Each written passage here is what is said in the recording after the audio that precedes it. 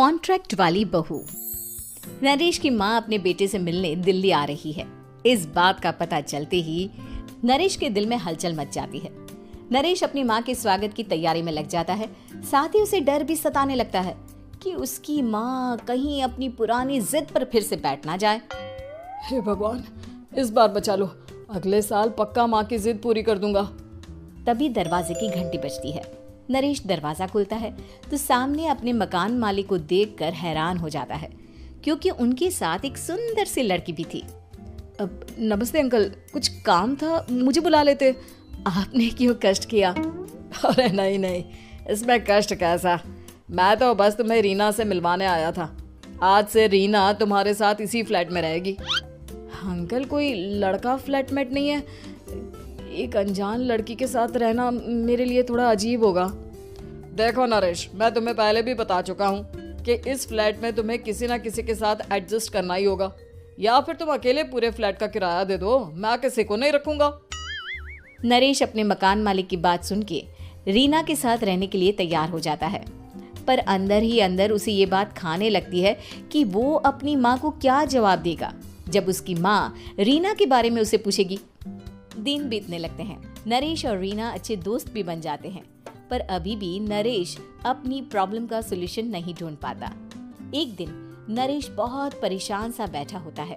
तभी रीना उसे पूछती है, क्या हुआ नरेश, तुम काफी परेशान लग रहे हो, सब ठीक तो है ना? हाँ सब ठीक है, बस एक छोटी सी प्रॉब्लम है। वो एक्चुअली 2 दिन बाद मेरी माँ मुझसे मिलने आ रही है। अरे तो इसमें प्रॉब्लम क्या है, ये तो खुशी की बात है। हाँ रीना, बट मेरी माँ एक जिद लेकर बैठ गई है कि मैं शादी कर लूँ, पर मैं अभी इस चीज़ के लिए तैयार नहीं हूँ। ऊपर से जब वो तुम्हें देखेगी तो 100 सवाल करेगी, क्या जवाब दूंगा? अरे इसमें कोई टेंशन वाली बात नहीं है, मेरे पास ना इस प्रॉब्लम का सलूशन है, जिससे ना तुम्हें शादी करनी पड़ेगी और ना ही तुम्हारी माँ मेरे बारे में कुछ पूछेंगी। रीना की बात सुनकर नरेश सोच में डूब जाता है। वो सोचता है कि रीना खुले ख्यालों वाली लड़की है, कहीं माँ को सच बता ना दे। नरेश को सोच में डूबा देखकर रीना कहती है, अरे क्या हुआ, किस सोच में पड़ गए? डोंट वरी, जैसा तुम सोच रहे हो ना वैसे कुछ भी नहीं है, मेरे पास एक प्लान है। मैं कुछ समझ नहीं पा रहा हूँ, कैसा प्लान? मैं समझाती हूँ। हम ना एक कॉन्ट्रैक्ट मैरिज कर लेते हैं। फिलहाल मेरे पास जॉब नहीं है, तो तुम इस रूम का किराया दे देना जब तक तुम्हारी माँ यहाँ रहेंगी, सिर्फ तब तक। और तुम अपनी माँ से कह देना कि मैं तुम्हारी पत्नी हूँ, इससे वो मेरे यहाँ रहने पर कोई सवाल भी नहीं करेंगी। अरे बात तुम्हारी ठीक है, पर माँ से झूठ बोलना, ना ना पापा, मैं ये रिस्क नहीं ले सकता। कोई और आइडिया दो ना तुम। देखो मंजूर हो तो बोलो, वरना सच बता दो, मुझे कोई प्रॉब्लम नहीं है। रीना की बात सुनकर नरेश सोच में डूब जाता है। बहुत सोचने के बाद जब उसे कोई रास्ता नहीं मिलता तो वो रीना के बताए हुए रास्ते पर चलने के लिए तैयार हो जाता है। वो रीना से बात करता है और अपनी माँ की पसंद और नापसंद के बारे में बताता है। रीना भी नरेश की सभी बातों को ध्यान से सुनती है, ताकि कहीं उससे कोई गलती ना हो जाए। आखिर वो दिन भी आ जाता है जब नरेश की माँ उससे मिलने दिल्ली आ जाती है। नरेश अपनी माँ को फ्लैट पर लेकर जाता है। जैसे ही नरेश की माँ फ्लैट के अंदर जाती है, रीना उसके पैर छू लेती है। ये देखकर नरेश की माँ थोड़ी घबरा जाती है और नरेश से पूछती है, अरे बेटा नरेश, ये कौन है? माँ, ये आपकी बहू रीना है। माफी चाहता हूँ, सब कुछ इतनी जल्दी में हुआ कि आपको बता ही नहीं पाया, इसलिए सोचा कि क्यों ना आपको सरप्राइज दिया जाए। अरे बेटा, मैं तो बस तेरा घर बसा हुआ देखना चाहती थी। हाँ, बहुत अरमान थे अपनी इकलौती बेटी की शादी को लेकर, लेकिन कोई बात नहीं, शायद किस्मत को यही मंजूर होगा। ये कहते ही नरेश की माँ रीना को गले लगा लेती है।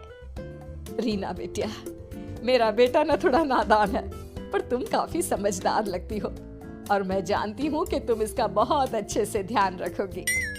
माँ आप चिंता मत कीजिए, मैं सब संभाल लूंगी। नरेश की माँ अपने बहू और बेटे के साथ खुशी खुशी रहने लगती है। दिन बीतने लगते हैं। नरेश की माँ और रीना का रिश्ता बहुत मजबूत होता चला जाता है। वो दोनों सारा दिन एक साथ रहती और खूब बातें करती। इधर साथ रहते रहते नरेश और रीना भी एक दूसरे से प्यार करने लगते हैं। दोनों को इस बात का एहसास हो जाता है, फिर भी वो इस बात को छुपा कर ही रखते हैं। एक दिन नरेश की माँ और रीना शादी के बारे में बात करने लगते हैं। रीना बिटिया, ये तो नरेश ने मुझे बिना बताए शादी कर ली, वरना मैं तो अपनी इकलौती बेटी की शादी इतनी धूमधाम से करती कि सारी दुनिया देखती रह जाती। अच्छा माँ, आप ऐसा भी क्या करती नरेश और मेरी शादी में जो दुनिया देखती रह जाती? अरे बिटिया, एक माँ के अरमान तुम अभी नहीं समझोगी। मैं तो अपनी बहू को एक रानी की तरह लेकर आती और शादी भी बिल्कुल शाही अंदाज में करती, पर मेरे तो सारे अरमान ऐसे ही रह गए। खैर, मुझे तो अपने बेटे और बहू की खुशी चाहिए बस। ये कहते हुए नरेश की माँ की आंखों में आंसू आ जाते हैं। रीना भी ये सुनकर ख्यालों में खो जाती है, क्योंकि वो भी मन ही मन खुद को नरेश की पत्नी और उसकी माँ की बहू मानने लगी थी। शाम को जब नरेश ऑफिस से घर आता है तो रीना खुद को रोक नहीं पाती और नरेश के सामने उसकी माँ को अपने और नरेश के रिश्ते का सारा सच बता देती है। रीना की बात सुनकर नरेश की माँ दोनों से बहुत नाराज हो जाती है और घर वापस जाने की बात करने लगती है। तुम दोनों ने मुझसे सच छुपाकर बहुत ठेस पहुंचाई है मुझे।